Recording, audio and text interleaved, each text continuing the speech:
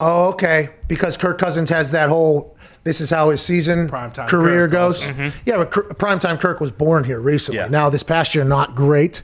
But they did start turning around towards the end. Got a chance to have Kirk Cousins on the show. Liked him as a human a lot more than I thought I would. Oh, yeah. He's in a sweet TV commercial.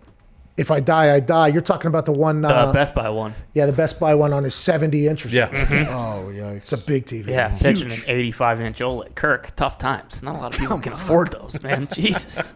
But the people who can, They'll like enjoy Kirk them. Cousins. Yeah, that too. Give me that. You know what I mean? Yeah. If Kirk Cousins was going to that offense that he had been in for 2 years, I guess early in his career, First 2 years, I believe. whenever RG3 won the Rookie of the Year, Kyle Shanahan was there.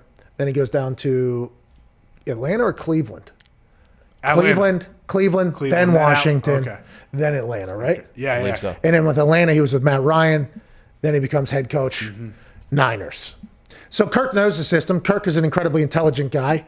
Kirk goes over there. You know, maybe the Minnesota Vikings are kind of done with the Kirk Cousins era, the fully guaranteed contract, and say, hey, go ahead and move on. And then what are they going to do for quarterback? So then now we got a whole other team that's entering the whole thing. It's just very interesting. Unless they're taking Jimmy G back, and I'll be excited to see how the boys over in Minnesota feel about that. You talked about maybe they bring Ponder back. Wow. Oh, I forgot about Christian Ponder until He can move. earlier today, and then he was used as an example. And I apologize to Christian Ponder for that. He did not deserve that. Good guy, but he did get drafted in the first round. I Yeah. believe. He did. Top He did. 10. And he's only 32. There are so many. It led me to believe that there are so many draft picks that fizzle out and stink. Yeah.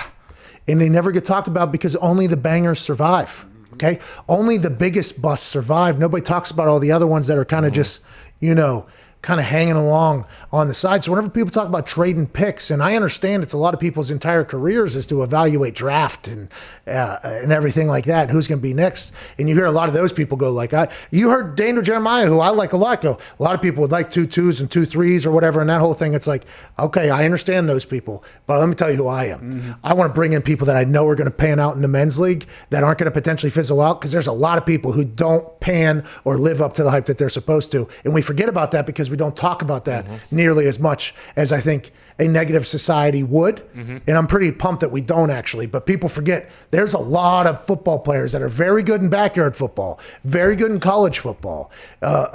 Billion-dollar operation invests millions and millions of dollars into their potential, and then they never pan out. If you can get a guy like Matthew Stafford, who's been doing it for a long goddamn time, and you know he's going to show up, go and get it. That's how I view it. I'm not the same way as everybody else, obviously. Well, look at the 2 backup quarterbacks in the Super Bowl. One was a first rounder, one was a second rounder, and Gabbert and Henny.